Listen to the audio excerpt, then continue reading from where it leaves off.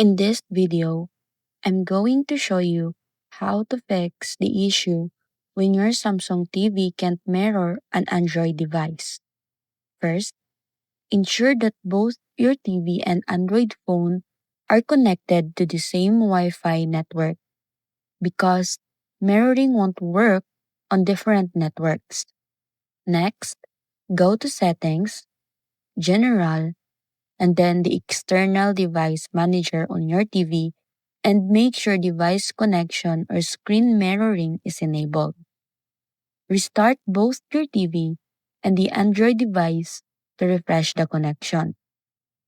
On your phone, open Smart View or the casting feature and select your Samsung TV.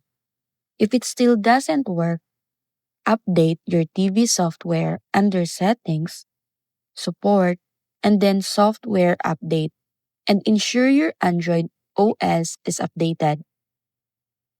And that's it.